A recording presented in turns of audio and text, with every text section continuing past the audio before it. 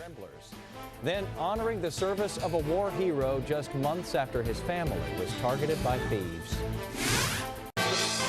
Live from Victory Park, this is News 8 at 10.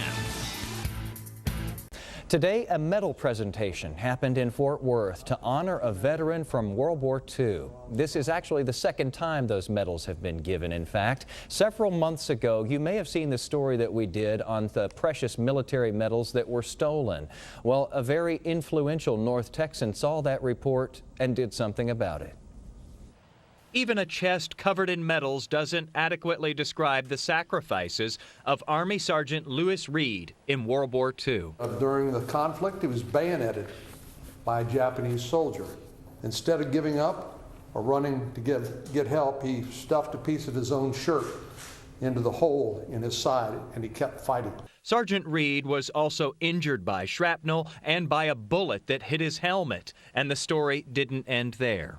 He was captured in the Philippines and forced to march on the infamous Bataan Death March, surviving 12 days without water, and at war's end, rescued from slave labor in a nickel mine near Tokyo. So many decades after he served this country with such distinction, today it served him back.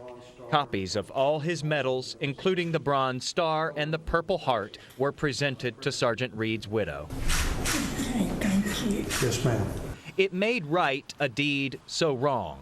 In June, thieves broke into a storage shed at the Fort Worth home of Sergeant Reed's daughter. And this was wide open. They took uniforms and medals, the precious items that had become his family's connection to him after he died in 2011. When I look at his uniform or I touch it, it reminds me of him, and when it was stolen today, it was like he died again. Senator John Cornyn saw that story on News 8 and got involved. And the idea that somebody could steal those and take those from you and destroy that object of affection and memory is just is tragic. So it's great to be able to replace these medals and return them to their rightful owner. The senator says it's one of the best parts of his job to be able to restore the recognition of a man who was a hero to his country and to his family. When you lose a personality like my dad, there'll be a hole there forever. But we have his memories and we have his medals, and we can look at them and we can remember him.